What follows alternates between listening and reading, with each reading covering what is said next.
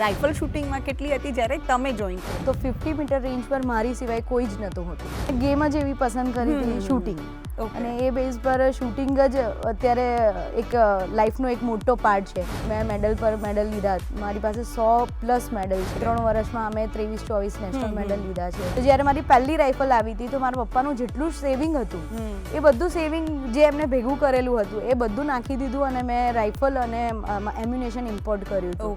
શૂટિંગમાં મેં બહુ બધા લોકોને ટ્રેનિંગ આપી. મારા પોતાના શૂટર ઇન્ટરનેશનલ પ્લેયર્સ છે. તો શૂટિંગની અંદર આવવાથી તમારું માઇન્ડ પાવરફુલ થાય છે, એકાગ્રતા વધે છે, અને શૂટિંગની કોઈ એજ લિમિટ નથી. એક ટાઈમ હતો કે મારી પાસે એક પણ ગર્લ્સ નહોતી, અને અત્યારે એવું છે કે બધી જ ગર્લ્સ છે. મારી એક શૂટર છે 14 વર્ષની જ છે, અદિતિ રાજેશ્વરી કરીને છે, 14 યરની છે અને ઇન્ડિયન આર્મીથી રમે છે. નમસ્કાર મિત્રો, કેમ છો? મજામાં ને? હું છું જીનલ અને આપનું સ્વાગત છે આપના મનપસંદ કાર્યક્રમ ગુડ મોર્નિંગ ગુજરાતમાં. હવે મિત્રો, મારે આજના અતિથિની ઓળખાણ કરાવતા પહેલાં તમારી સાથે મહાભારતનો એક પ્રસંગ શેર કરવો છે. હવે મહાભારતનો એક પ્રસંગ આપણને બધાને યાદ હશે કે જ્યારે ગુરુ દ્રોણાચાર્યએ બધા પોતાના શિષ્યો કૌરવો અને પાંડવોને ભેગા કર્યા અને એમને એક ઝાડ પાસે ઊભા રાખ્યા અને કીધું કે બોલો, તમને અહીંયા શું દેખાય છે? ત્યારે કોઈકે કહ્યું કે મને ઝાડ દેખાય છે, કોઈકે કહ્યું કે મને પાંદડા દેખાય છે, કોઈકે કહ્યું કે મને પક્ષી દેખાય છે. ત્યારે એકમાત્ર અર્જુન એવા હતા અને એમણે કહ્યું કે મને માત્ર ને માત્ર પક્ષીની આંખ દેખાય છે. હવે આ જે પ્રસંગ છે એ આપણને નિશાનની જે મહત્વતા છે એ સૂચવે છે, અને આપણે ત્યાં એક ઉક્તિ પણ છે કે નિશાન ચૂક માફ, નહીં માફ નીચું નિશાન.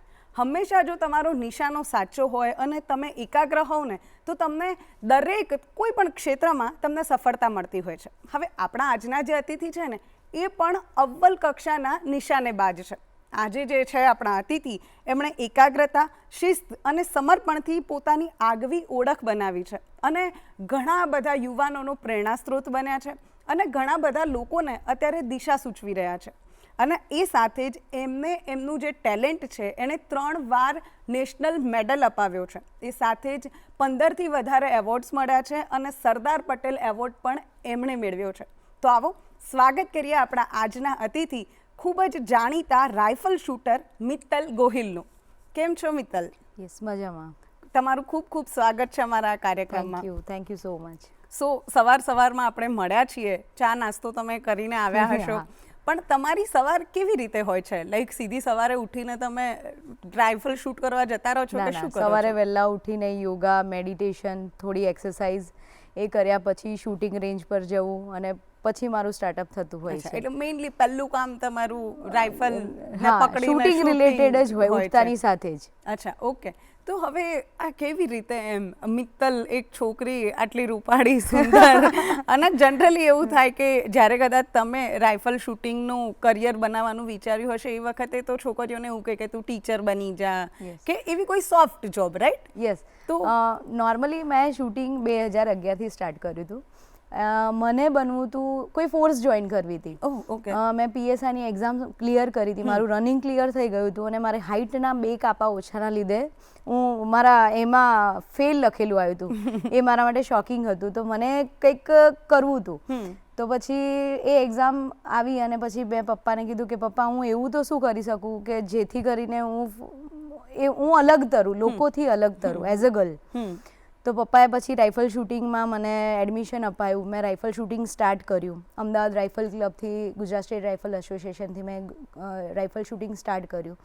મારી જર્ની સ્ટાર્ટ થઈ, મેં બેઝિક ટ્રેનિંગ લીધી. પછી હું ડિસ્ટ્રિક્ટો રમવા લાગી, એની અંદર મારા ગોલ્ડ પર ગોલ્ડ આવવા લાગ્યા. પછી પપ્પાનો બી સપોર્ટ પણ હતો, તો પેરેન્ટ્સનો સપોર્ટ હતો, રાઇફલ શૂટિંગ એકેડમીનો સપોર્ટ હતો, અને મને પણ કંઈ કરવું હતું બધાથી અલગ. ગન્સ ચલાવવી હતી, ફોર્સ જોઈન કરવી હતી, તો એના રિલેટેડ જ હતું. એટલે એ માટે થઈને મેં શૂટિંગ સ્ટાર્ટ કર્યું, અને શૂટિંગ સ્ટાર્ટ કર્યા પછી મારી જર્ની ઊભી જ નથી રહી. Continue start. મેં મેડલ પર મેડલ લીધા. મારી પાસે 100+ મેડલ છે. સરદાર પટેલ એવોર્ડ છે, 3 નેશનલ મેડલ છે. ગુજરાતનો પહેલો ટીમ મેડલ હું, લજ્જા દીદી અને અંજુ શર્મા, અમે 3 નેશનલમાં ગુજરાતને પહેલો મેડલ અપાયો છે. તો એ મારો પહેલો મેડલ હતો. હું 300 મીટરની બી પ્લેયર છું. 300 મીટરમાં મારા 2 બ્રોન્ઝ મેડલ છે. પછી એ જર્ની ચાલુ રહી. મને જોઈને મારો નાનો ભાઈ શૂટિંગમાં આવ્યો. અચ્છા, ઓકે. અમે 3 ભાઈ બહેન છીએ, તો મારો નાનો ભાઈ છે, એને શૂટિંગમાં ઇન્ટરેસ્ટ હતો, એ શૂટિંગમાં આવ્યો. પછી અત્યારે એ ઇન્ટરનેશનલ મેડાલિસ્ટ છે, એની પાસે પણ 100+ મેડલ છે. એટલે તમારા ઘરમાં બધા યસ પપ્પા પણ, હા, સ્ટેટ ચેમ્પિયનશિપ હોય તો પપ્પા પણ સ્ટેટ ચેમ્પિયનશિપ ને એ બધું રમતા હોય છે. એટલે શૂટિંગની જર્ની ત્યાંથી સ્ટાર્ટ થઈ હતી કે ભાઈ હું કેમ PSI ની એક્ઝામમાં હાઇટના લીધે નીકળી, તો મને એવું કંઈક કરવું હતું કે હું બધાથી અલગ તરું. એટલે મેં ગેમ જ એવી પસંદ કરી હતી, શૂટિંગ. અને એ બેઝ પર શૂટિંગ જ અત્યારે એક લાઈફનો એક મોટો પાર્ટ છે. અને પહેલું એ કે મને મેરેજ નહોતા કરવા, તો મને એવું પ્રોફેશન પસંદ કરવાનું હતું કે મને કોઈ કહી જ ન શકે એવી રીતે. મમ્મી પપ્પાનો ફૂલ સપોર્ટ હતો, નો ડાઉટ, પણ મારી જર્ની ચાલતી ગઈ. અને શૂટિંગમાં અમે બહુ બધા લોકોને ટ્રેનિંગ આપી. મારા પોતાના શૂટર ઇન્ટરનેશનલ પ્લેયર્સ છે, નેશનલ. મારા શૂટર પાસે 23 નેશનલ મેડલ્સ છે. એ મેં 8 વર્ષ થયા મને કોચિંગની ફિલ્ડમાં. પોતે હાલમાં પણ શૂટિંગ કરું છું અને મારા શૂટરો પણ એટલા જ આગળ છે. 3 વર્ષમાં અમે 23-24 નેશનલ મેડલ લીધા છે. અને મારા શૂટરો પાસે આ કોચિંગની ફિલ્ડ દરમિયાન 500+ મેડલ છે. ઓકે. સો હા, તો આપણે બધી વાત કરી કે તમારી એક શૂટરથી જર્ની શરૂ થઈ અને કોચ તરીકે અત્યારે તમે કરી રહ્યા છો, અને તમે ઇન્ડિવિજ્યુઅલ શૂટર પણ છો, રાઈટ? યસ. પણ હવે એક તમને એવું હોય કે આપણે કંઈ પણ શરૂ કરવું હોય તો ફેમિલી સપોર્ટ જોઈએ. એ તમને મળી ગયો કે તમારા મમ્મી પપ્પાએ તમને કીધું કે તું જા આગળ વધ, પણ પડકાર કંઈ ઓછા હોય નહીં કે આપણી ફેમિલી આપણને મળી જાય, પણ પછી બહાર જ્યારે નીકળીએ ત્યારે એવું થાય કે અરે તું તો છોકરી છે, તું થોડી રાઇફલ ચલાવીશ, કે એ બધું કદાચ તમે ફેસ કર્યું હશે. તો એ વખતે શું સિનારીઓ હતો, કેવી રીતે હતું, અને છોકરીઓનું કેટલું હતું, આપણે એમ કહીએ ને કે હાજરી રાઇફલ શૂટિંગમાં કેટલી હતી જ્યારે તમે જોઈન કર્યું હતું? આજથી 10-12 વર્ષ પહેલા કદાચ તો અમદાવાદથી હું રાઇફલ ક્લબમાં પ્રેક્ટિસ કરતી, તો 50 મીટર રેન્જ પર મારી સિવાય કોઈ જ નહોતું હોતું. અચ્છા, ઓકે. ઓનલી હું જ. 10 મીટર પર છોકરાઓ હતા, પણ 50 મીટર ઉપર હું એકલી જ પ્લેયર પ્રેક્ટિસ કરતી. એટલે પહેલાના એ 10-12 વર્ષ પહેલા છોકરીઓ આમાં ઓછો ઇન્ટરેસ્ટ લેતી હતી.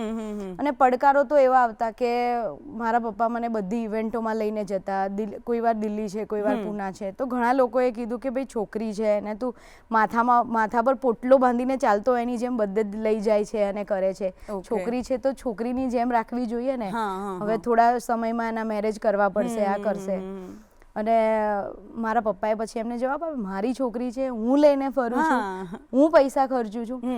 As a middle class, shooting બહુ જ કોસ્ટલી ઇવેન્ટ છે. મિડલ ક્લાસ ફેમિલીથી શૂટિંગમાં સ્ટાર્ટઅપ કર્યું એટલે બહુ જ બધા પડકારો, બહુ બધા. એટલે કે મિડલ ક્લાસ ફેમિલીના પ્લેયર્સ હોય તો આપણે રાઇફલ છે તો રાઇફલ 3-3.5 લાખથી સ્ટાર્ટઅપ થતું હતું. બાપરે. એક રાઇફલ ઉપર 3 જણ પ્રેક્ટિસ કરતા. મારા જન્મ પહેલા મારા પપ્પા ઓટો રિક્ષા ચલાવતા હતા. સપોર્ટ તો પપ્પાનો બિલકુલ. હવે મને ખબર પડે છે કે શૂટિંગની અંદર મારા પપ્પાએ કેટલી મહેનત કરી છે.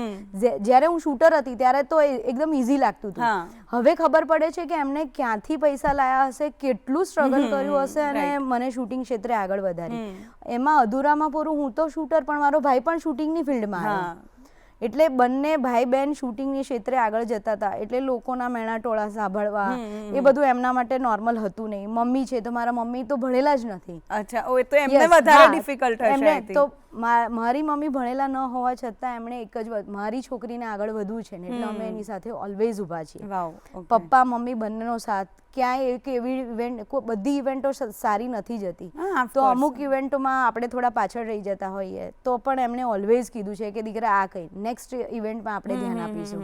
એટલે કોઈ દિવસ મોરલ તોડવાનો નહીં. મને તો સમજાવે, મારી પાછળના બીજા 10 શૂટરો એમને બી સમજાવે કે ભાઈ તમે મહેનત કરો, આ રિઝલ્ટ નથી મળ્યું તો નેક્સ્ટમાં રિઝલ્ટ મળશે. એટલે પડકારો પૈસાની દ્રષ્ટિએ બી બહુ આયા. મારી પહેલી જે રાઇફલ હતી એ કોઈ પણ દીકરી પેદા થાય એટલે મા બાપનું એક જ સપનું હોય કે એના લગ્ન ધામધૂમથી કરીશું. તો જ્યારે મારી પહેલી રાઇફલ આવી હતી તો મારા પપ્પાનું જેટલું સેવિંગ હતું એ બધું સેવિંગ જે એમને ભેગું કરેલું હતું એ બધું નાખી દીધું અને મેં રાઇફલ અને એમ્યુનેશન ઇમ્પોર્ટ કર્યું હતું, જે 5.5-6 લાખ સુધીનું પહોંચ્યું હતું. તો ત્યારે પણ એટલું જ ન્યૂઝમાં આવ્યું હતું કે ભાઈ એના પપ્પાએ આટલું સ્ટ્રગલ કરીને મેરેજ માટે ભેગા કરેલા પૈસા હતા, એમાંથી કર્યું. પછી ધીમે ધીમે આગળ વધતા થયા, એઝ અ કોચ બન્યા પછી ખબર પડી કે પેરેન્ટ્સ કેટલી મહેનત કરી હશે અને અમે આટલા આગળ વધ્યા. રાઈટ. અને મારો નાનો ભાઈ છે, ઇન્ટરનેશનલ મેડાલિસ્ટ છે, પોતે CISFમાં ગવર્મેન્ટ જોબ કરે છે, સેન્ટ્રલ ગવર્મેન્ટ જોબ છે. એટલે શૂટિંગની અંદર એવું નથી કે તમે શૂટિંગનું કરિયર ચૂઝ કર્યું છે તો એની આગળ કોઈ સ્કોપ નથી. બહુ જ બધા સ્કોપ છે, ગવર્મેન્ટ જોબ બી બહુ બધી છે, એ બધું બી આપણે કરી શકીએ છીએ. ઓકે, હવે આ તો આપણે વાત કરી કે કેવા પડકારો છે, શું છે. હવે રાઇફલ શૂટર જો કોઈને બનવું હોય તો કેવી કેવી અગત્યની બાબતો હોય? તમે હમણાં એવી વાત કરી કે ભાઈ રેન્જ હોય છે, રાઈટ? તો એ જે ટેકનિકાલિટીઝ છે બધી એ શું હોય છે? લાઈક સપોઝ હું છું, મને રાઇફલનો નથી ખબર, પણ મારે બનવું છે શૂટર, ભલે ને કોઈ બી રીતે મને એવું થયું કે મારે શૂટર બનવું છે, તો શું ક્વોલિટીઝ મારા અંદર હોવી જોઈએ અને એમાં કઈ ટેકનિકલ બાબતો હોય છે જે દરેકે ધ્યાન રાખવી જોઈએ? શૂટિંગની અંદર એવું નથી કે આ જ પર્સન શૂટિંગ કરી શકે છે, બધા જ શૂટિંગ કરી શકે છે. શૂટિંગ કરવાથી માઇન્ડ અને બોડીનું કોર્ડિનેશન, શૂટિંગ ગેમ જ એ છે કે માઇન્ડ અને બોડીનું કોર્ડિનેશન હોવું જોઈએ. તો જે બાળક બહુ જ મસ્તીખોર છે એને તમે શૂટિંગની ગેમ પકડાઈ દો તો એ 6 મહિનાની અંદર એટલું કૂલ, એટલું શાંત થઈ જશે, કેમ કે એની ગેમ જ એ છે, એને રિઝલ્ટ જ નહીં મળે. જો એ વધારે એક્ટિવ થઈ જશે તો એને રિઝલ્ટ જ નહીં મળે. માઇન્ડ અને બોડી કોર્ડિનેશન માટે તમારે યોગા, મેડિટેશન, ફિઝિકલી ફિટ રહેવાનું છે. 100% શૂટિંગ નથી હોતું. શૂટિંગ 50% છે તો 50% તમારું ફિઝિકલ છે. ઓકે, તો તમારે ફિઝિકલ બી એટલું જ ધ્યાન આપવાનું છે. શૂટિંગની અંદર એકાગ્રતા વધારે ઇમ્પોર્ટન્ટ છે. તો શૂટિંગની અંદર આવવાથી તમારું માઇન્ડ પાવરફુલ થાય છે, એકાગ્રતા વધે છે. અને શૂટિંગની કોઈ એજ લિમિટ નથી. 10 વર્ષથી લઈને 80 વર્ષના શૂટરો પર શૂટિંગ કરી શકે છે. મારા જ સ્ટુડન્ટ 79 યરના છે, 64, 63 યરના છે, 10 યરના છે. એટલે શૂટિંગની કોઈ એજ લિમિટ નથી. પહેલાંનો સમય એવો હતો કે શૂટિંગ જ્યારે ચાલુ કર્યું ત્યારે અમે લોકો બધી ગર્લ્સ બહુ જ ઓછી હતી. એક ટાઈમ એવો હતો કે હું આખી શૂટિંગની ટીમ સ્ટેટ ચેમ્પિયનશિપમાં લઈને આવતી તો બધા જ બોયઝ રહેતા અને એક જ ગર્લ રહેતી. અને અત્યારે હું ગુજરાત સ્ટેટ શૂટિંગ ચેમ્પિયનશિપમાં આવી છું ત્યારે 3 બોય છે, બીજી બધી જ ગર્લ્સ છે. બધી જ ગર્લ્સ છે અને સ્કોરના રેશિયો પ્રમાણે જોઈએ તો ગર્લ્સનો સ્કોર છોકરાઓ કરતાં વધારે હાઈ છે. એટલે હવે લોકો અને પેરેન્ટ્સ જાગૃત થયા છે, છોકરીઓ આ ગેમમાં વધારે આવવા લાગી છે. એક એવો કિસ્સો કે એક સ્કૂલ હતી, એની અંદર હું શૂટિંગ રિલેટેડ જાણકારી આપવા માટે ગઈ હતી. તો પ્રિન્સિપાલને મેં કીધું કે આવી રીતે અમે શૂટિંગ શીખવાડીએ છીએ અને છોકરાઓને, બાળકોને શૂટિંગ ક્ષેત્રે આગળ વધવું જોઈએ. તો એ પ્રિન્સિપલે મને એવું કીધું કે શૂટિંગ શીખવાડીને શું કરશું? એમના મા બાપને મારી નાખ્યા તો? તો મારા માટે એટલું શોકિંગ હતું કે શૂટિંગ ગેમ છે, આપણે ટાર્ગેટ પર શૂટ કરવાનું છે, કોઈને મારવાના તો નથી. હવે હું છું તો એઝ અ શૂટર છું તો એવું તો છે નહીં કે હું કોઈ પણ મારી શકું છું. તો પ્રિન્સિપલના આવા વિચાર હતા આજથી 8-9 વર્ષ પહેલા. તો એ મારા માટે બહુ જ મોટો શોખ હતો કે ભાઈ પ્રિન્સિપલને જ આવા વિચાર છે તો બાળકો સુધી હું કેવી રીતે પહોંચાડીશ. પણ શૂટિંગમાં ઓલિમ્પિક મેડલ્સ આવ્યા પછી અને કન્ટિન્યુ શૂટિંગમાં જ સૌથી વધારે આપણા વર્લ્ડ ચેમ્પિયનશિપ ગણો કે ઓલિમ્પિક ગણો, બધા શૂટિંગમાં જ મેડલ છે. એટલે પેરેન્ટ્સ જાગૃત થયા છે, છોકરા છોકરીનો ભેદભાવ છે એ મટવા લાગ્યો છે. છોકરીઓ શૂટિંગ ક્ષેત્રે બધી જ ઇવેન્ટોમાં આગળ આવવા લાગી છે. અને શૂટિંગ ક્ષેત્રેથી લઈને એથ્લેટિક ગણો કે કોઈ પણ ગણો, છોકરીઓ અત્યારે એટલી આગળ છે કે શૂટિંગ કરી રહી છે, બધી ગેમમાં આગળ જઈ રહી છે. પેરેન્ટ્સ જાગૃત થયા છે, લોકો આજુબાજુના જાગૃત થયા છે. અમારા ટાઈમે જે બોલતા હતા એ નથી બોલતા.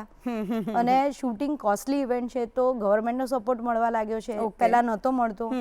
અત્યારે સ્પોર્ટ્સ ઓથોરિટી ઓફ ગુજરાત છે, એમની શૂટિંગ એકેડેમીઝ છે, એની અંદર ખર્ચો આપે છે.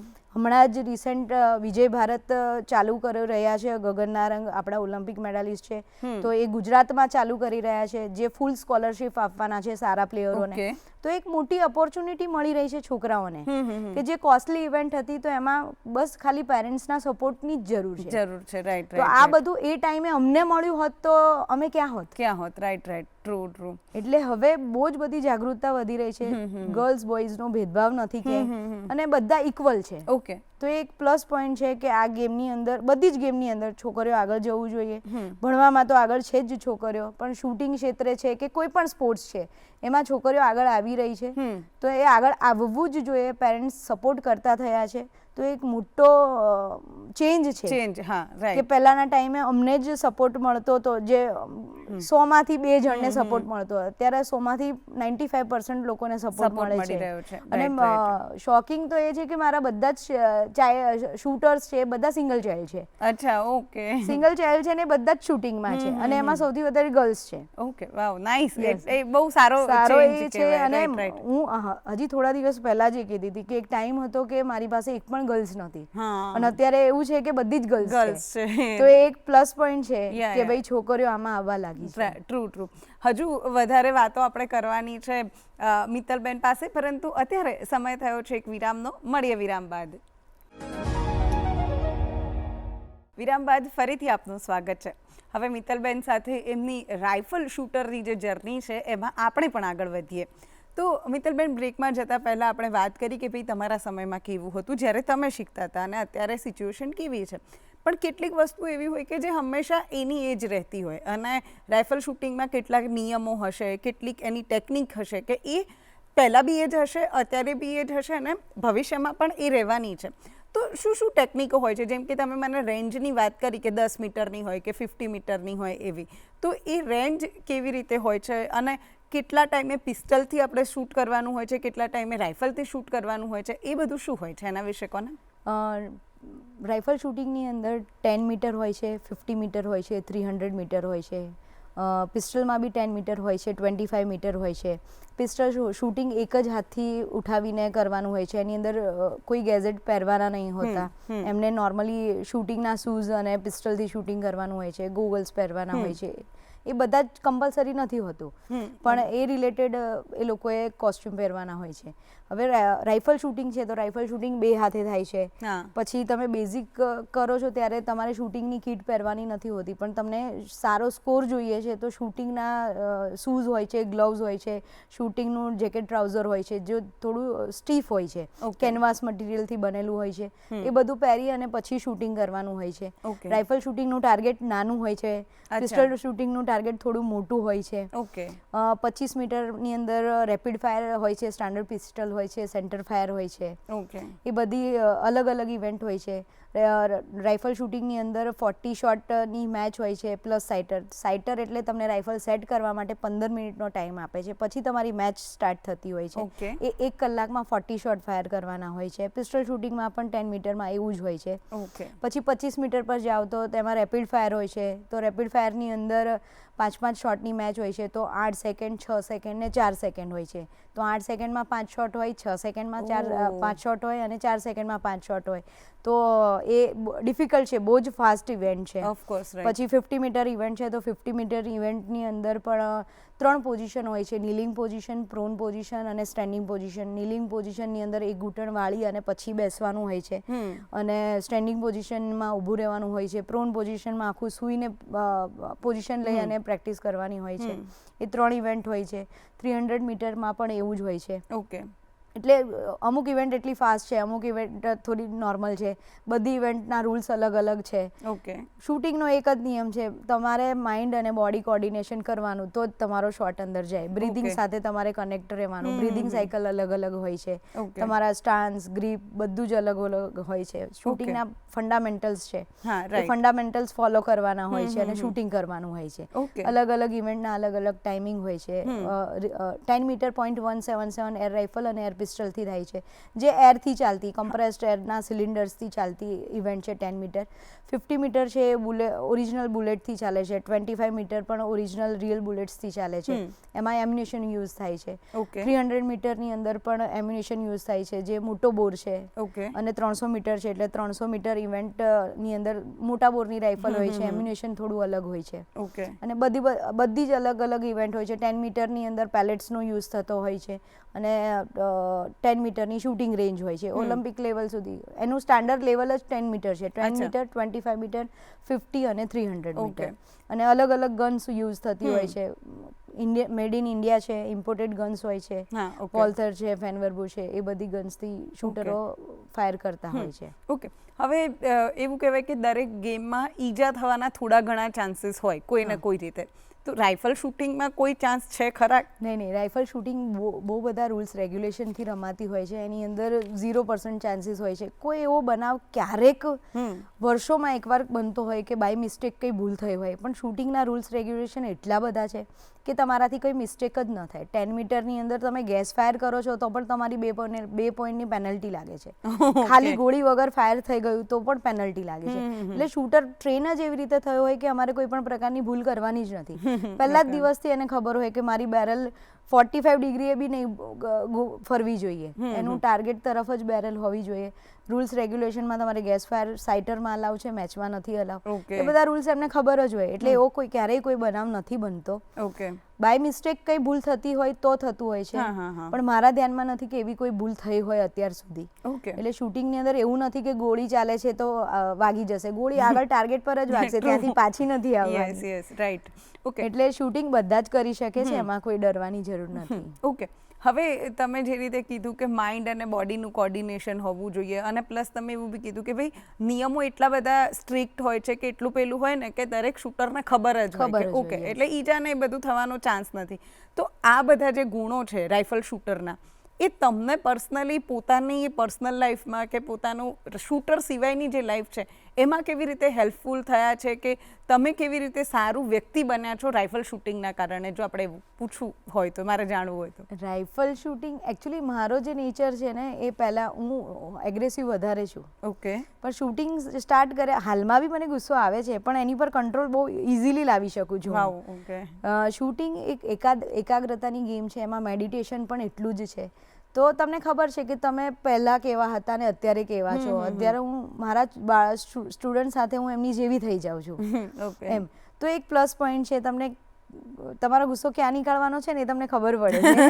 ઓકે, એટલે માઇન્ડ અને બોડી કોર્ડિનેશનની ગેમ છે, તો એક પ્લસ પોઈન્ટ છે. એકદમ શાંત તમે થઈ જાઓ છો. મેં કીધું ને તમને કે કોઈ બાળક બહુ જ મસ્તીખોર છે, તો એને તમે એવી ગેમમાં નાખી દો કે એનું માઇન્ડ અને બોડી કોર્ડિનેશન થશે તો જ થશે. તો એ બાળક 6 મહિનાની અંદર તમે એમાં પરિવર્તન જોવા લાગશો.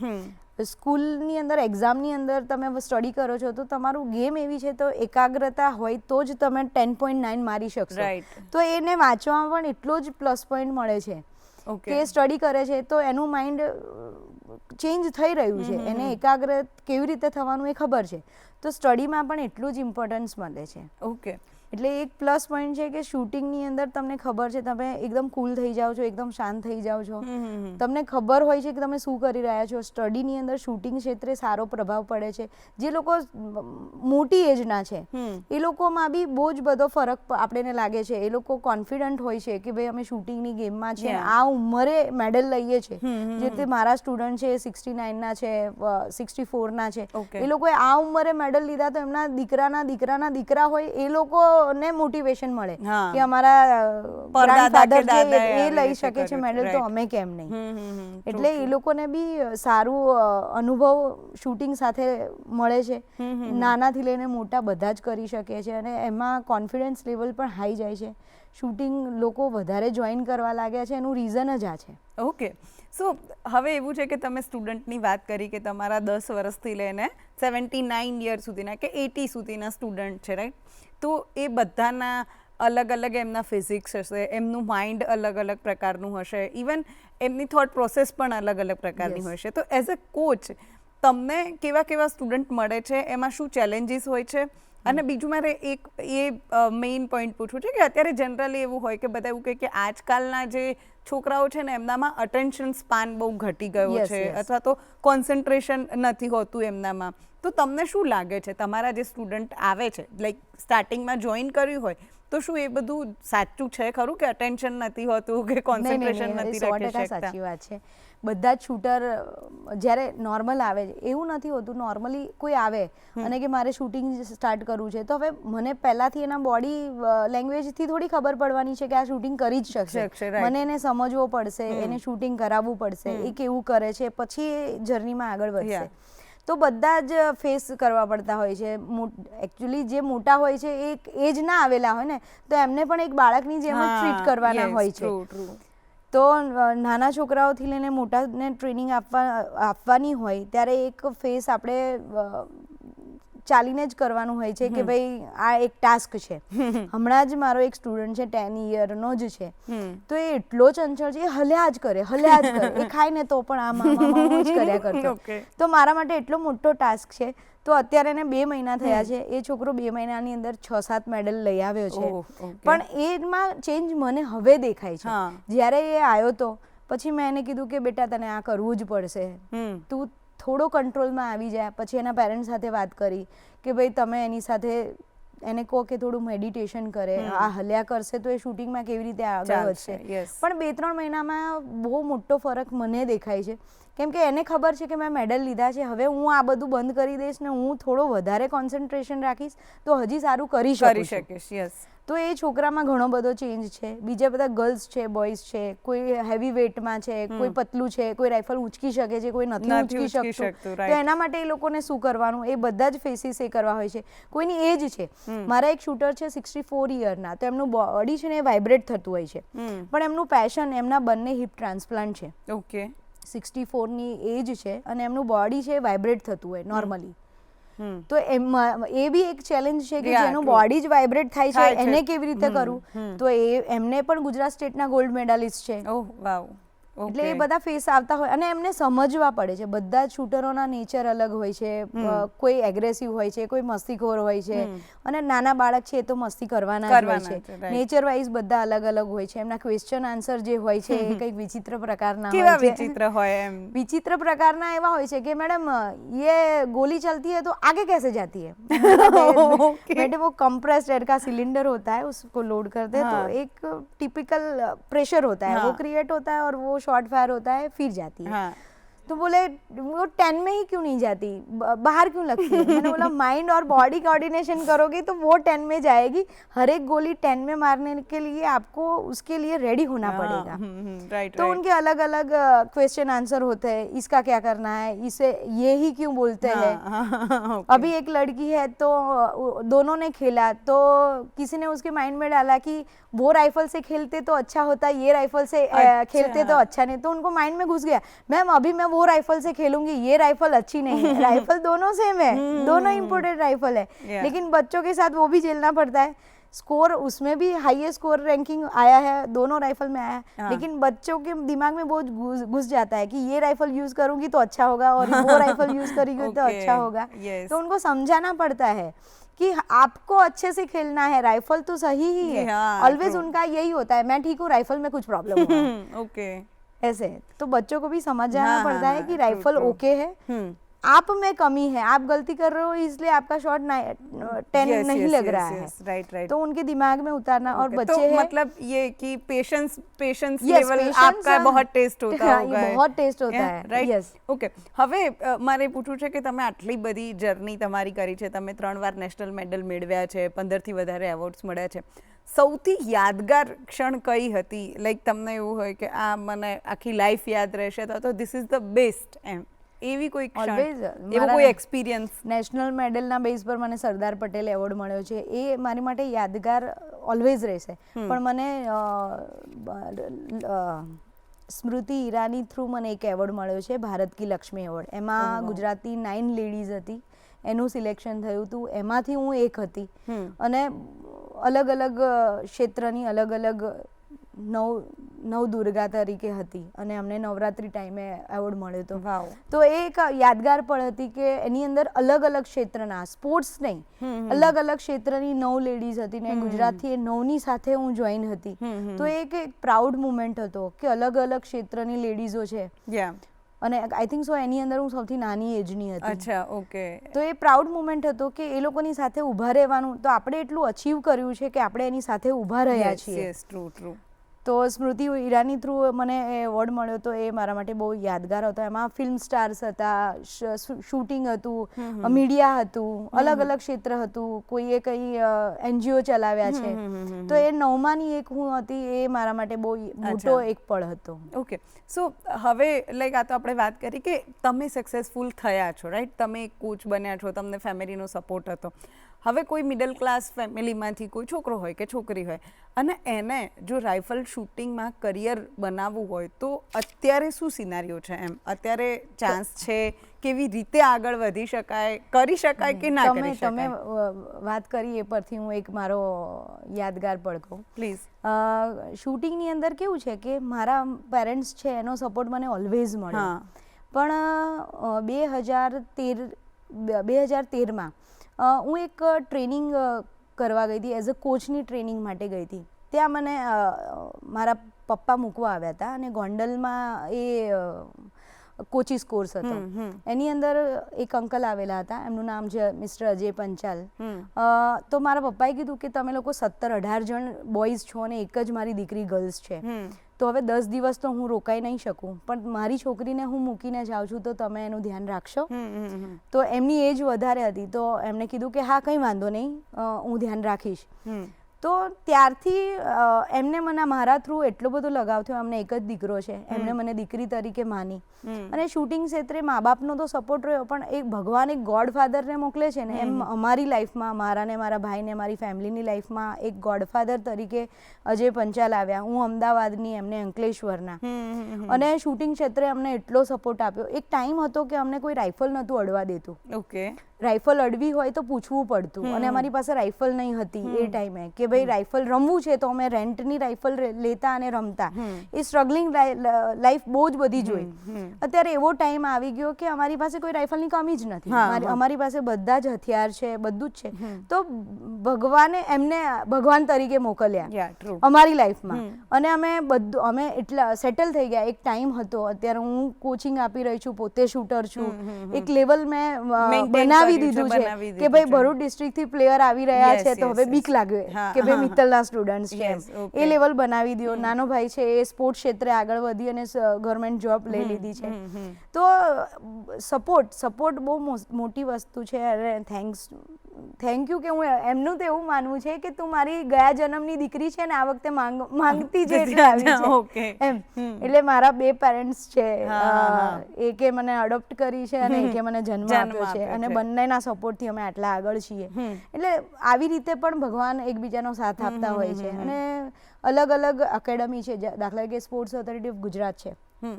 તો સ્પોર્ટ્સ ઓથોરિટી ઓફ ગુજરાત જ્યારથી ચાલુ થઈ ત્યારથી મારો ભાઈ એની અંદર હતો, અને 6-7 વર્ષની જર્નીની અંદર એ ગુજરાતનો ટોપ પ્લેયર રહ્યો, એકેડમીનો ટોપ પ્લેયર રહ્યો. અને પછી એ ગવર્મેન્ટ જોબ લાગી ત્યારે એની એકેડમી છૂટી. તો એ સપોર્ટ મળવાથી એ કંઈક કરી શક્યો. ઇન્ટરનેશનલ મેડલ પણ એને સ્પોર્ટ્સ ઓથોરિટી ઓફ ગુજરાતની એકેડમીથી જ આવ્યો. તો એક સપોર્ટ મળતો થયો ગવર્મેન્ટનો, અને બાળકો આગળ વધતા થયા. મેં તમને કીધું કે હમણાં ગગન નારંગ છે, એ આપણે વિજય ભારત કરીને એક પ્રોગ્રામ લોન્ચ કરી દીધો છે, અને એનાથી બાળકોને ફૂલ સ્કોલરશિપ મળશે. તો એ એક સારી ઓપોર્ચ્યુનિટી છે કે પેરેન્ટ્સે શૂટરોએ સારું પરફોર્મન્સ આપવાનું છે. પરફોર્મન્સ સારું હશે તો ઓટોમેટિકલી એ તમને મળવાનું છે. ઓકે.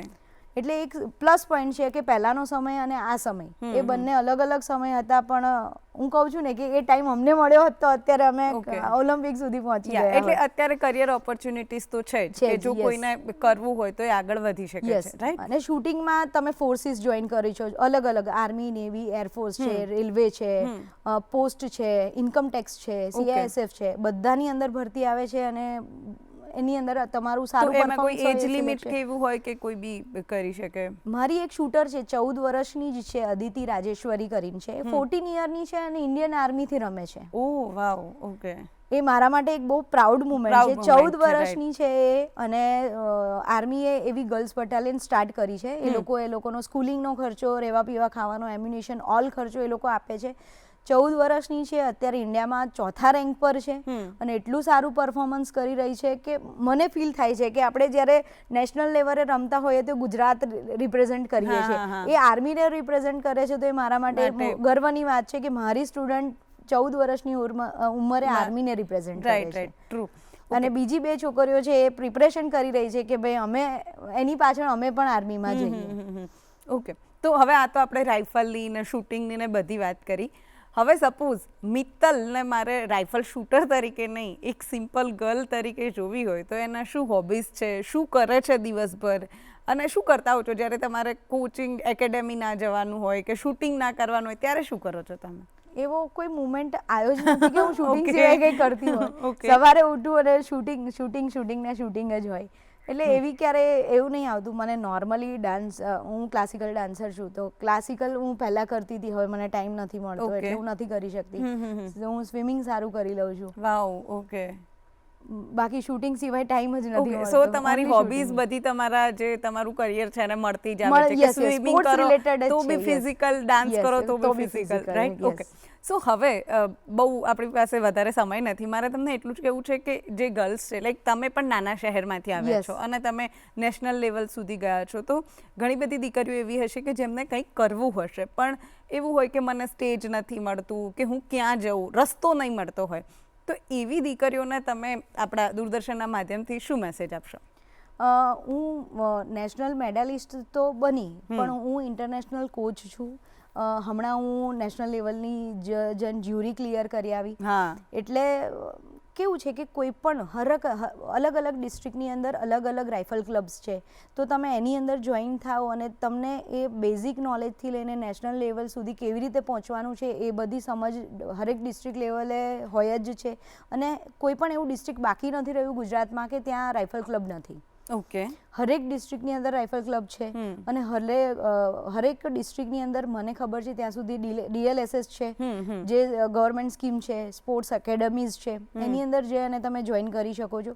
શૂટિંગની અંદર તમને પહેલાં કોઈ પણ પ્રકારનો ચાર્જિસ નથી આપવાનો. બેઝિક લેવલ પર તમને શૂટિંગ શીખવાડવામાં આવે છે. શૂટિંગ તમે કરી શકો છો. બધી એકેડમી બધું પ્રોવાઈડ કરે છે. જેવી રીતે હું મારા શૂટરોને કીટ, રાઇફલ, પેલેટ્સ બધું પ્રોવાઈડ કરતી હોઉં છું.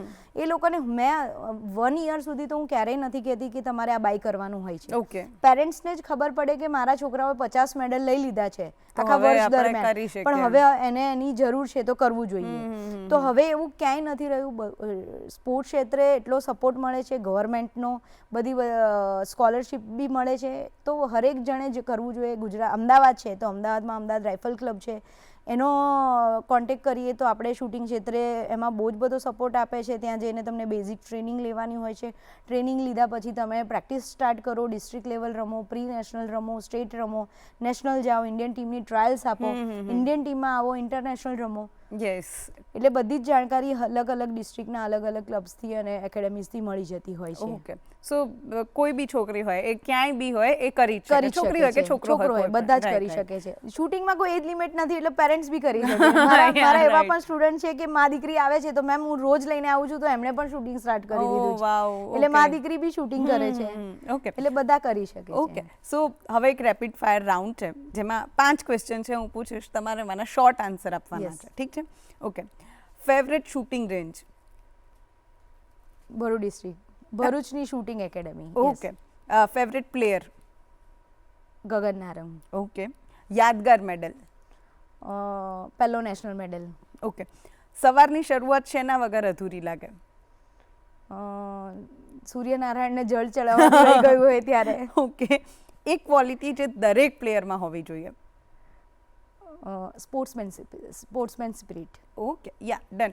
થેન્ક યુ સો મચ, તમે અમારી સાથે જોડાયા અને બહુ જ મજા આવી તમારી જોડે વાતો કરવાની. અને આઈ એમ શ્યોર આપણા દર્શકોમાંથી કેટલાક લોકોને એવું થયું હશે કે ભાઈ આજે તો રાઇફલ શૂટિંગ જોઈન કરી જ લેવું છે, 100% જતું જ રહેવું છે. શૂટિંગ કરવું જોઈએ. તમે શૂટિંગ નથી કરતા તો એને શીખવું જોઈએ. શીખી અને તો તમે એક એક્સપિરિયન્સ એવો રહેશે કે મેં રાઇફલ શૂટિંગ કર્યું છે. બધા જ કરશે, બહુ મજા આવશે, બહુ સારી ઇવેન્ટ છે. અને છોકરીઓએ છોકરાઓએ બધાએ જોઈન કરવું જોઈએ અને આ ક્ષેત્રે આગળ વધો, બહુ જ મજા આવશે. અને આગળ વધશો ત્યારે મને યાદ કરશો કે હા મેં શૂટિંગ કર્યું છે. પાક્કું યાદ કરશે. અને આઈ થિંક જેમ મિત્તલબેને કીધું એમ કોઈકે તો જોઈન કરી જ લેવું જોઈએ. જો મમ્મી અને દીકરી સાથે છે તો પણ કરવું જોઈએ, મમ્મી અને દીકરો છે તો પણ કરવું જોઈએ, અને તમે એકલા છો તો પણ ચોક્કસથી કરજો.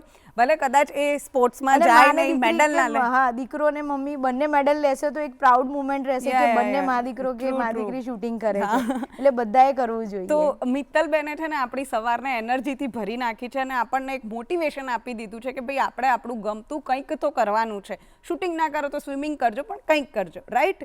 તો હવે આટલી સરસ મજાની સવાર હતી, આટલો સરસ મજાનો એપિસોડ હતો, અને જો તમે એને ટીવી પર મિસ કરો છો અને તમારે ફરીથી આ એપિસોડ જોવો હોય તો તમે અમારી ડીડી ન્યૂઝ ગુજરાતી જે યુટ્યુબ ચેનલ છે એના પર પણ જોઈ શકશો. અને સાથે જ તમારે આ શો વિશે કંઈ પ્રતિભાવ આપવો છે, કંઈ પણ કહેવું છે, તો good morning Gujarat show @gmail.com પર અમને લખીને મોકલો. ખૂબ મજા આવશે.